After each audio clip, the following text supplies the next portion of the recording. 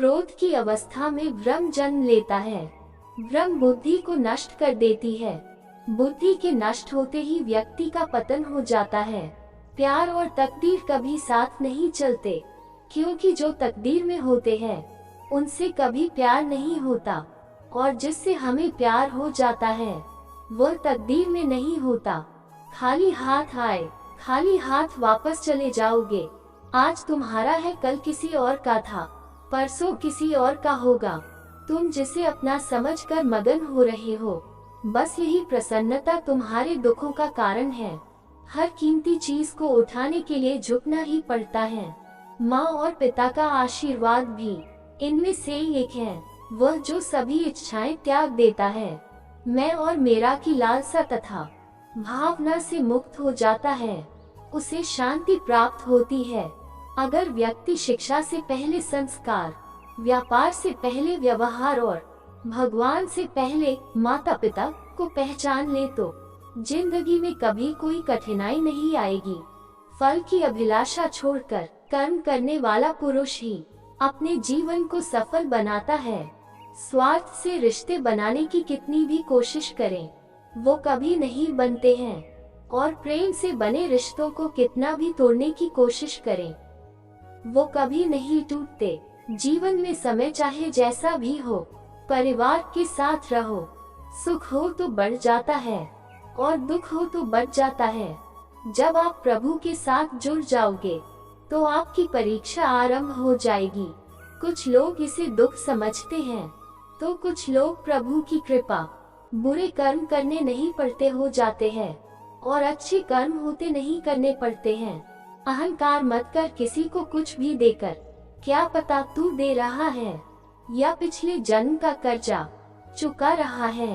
प्रेम और आस्था दोनों पर किसी का जोर नहीं, ये मन जहाँ लग जाए वहीं ईश्वर नजर आता है। जीवन में आधे दुख इस कारण जन्म लेते हैं क्योंकि हमारी आशाएं बड़ी होती है। इन आशाओं का त्याग करके देखो, जीवन में सुख ही सुख है। राधा कृष्ण का मिलना तो बस एक बहाना था, दुनिया को प्यार का सही मतलब समझाना था। प्यार का असली मतलब क्या होता है? श्री कृष्णा ने हंस कर कहा, जहाँ मतलब होता है वहाँ प्यार ही कहाँ होता है। जीवन न तो भविष्य में है और न ही अतीत में, जीवन तो बस इस पल में है, केवल इस पल में। प्रेम एक ऐसा अनुभव है जो मनुष्य को कभी परास्त नहीं होने देता, और घृणा एक ऐसा अनुभव है जो मनुष्य को कभी जीतने नहीं देता। लोग कहते हैं अपनों के आगे झुक जाना चाहिए, किंतु सच बात तो यह है जो अपने होते हैं वह कभी झुकने नहीं देते। इस संसार में मूर्ख व्यक्ति, अधर्मी, अज्ञानी व नास्तिक प्रकृति का व्यक्ति मेरी शरण स्वीकार नहीं कर सकता। जीवन में आधे दुख इस कारण जन्म लेते हैं क्योंकि उनसे आशाएं बड़ी होती है। इन आशाओं का त्याग करके देखो, जीवन में सुख ही सुख है। जो दूसरों की तकलीफों को समझते हैं, जिनमें दया है, दिल से अच्छे हैं, उन्हें दोबारा जन्म लेना नहीं पड़ता। यदि कोई व्यक्ति प्रेम से, भक्ति से पुष्प, फल, जल भी मुझ पर चढ़ा दे तो उसी भाव से उसे स्वीकार करता हूँ, वह मेरा प्रिय भक्त होता है। मन की गतिविधियों, होश, श्वास और भावनाओं के माध्यम से भगवान की शक्ति सदा तुम्हारे साथ है और लगातार तुम्हें बस एक साधन की तरह प्रयोग कर सके सभी कार्य कर रही है। आत्मा न तो जन्म लेती है, न कभी मरती है, और न ही इसे कभी जलाया जा सकता है, न ही पानी से गीला किया जा सकता है। आत्मा अमर और अविनाशी है। अंतकाल में जो मनुष्य मेरा स्मरण करते हुए देह त्याग करता है वह मेरी शरण में आता है। इसलिए मनुष्य को चाहिए कि अंतकाल में मेरा चिंतन करें।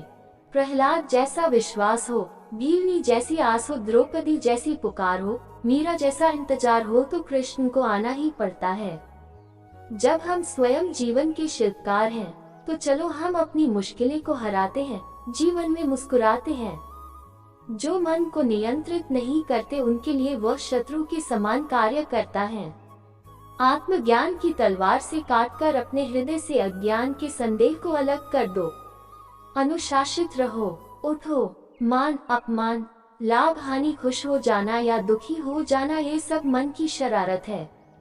लोग आपके अपमान के बारे में हमेशा बात करेंगे। सम्मानित व्यक्ति के लिए अपमान मृत्यु से भी बदतर है।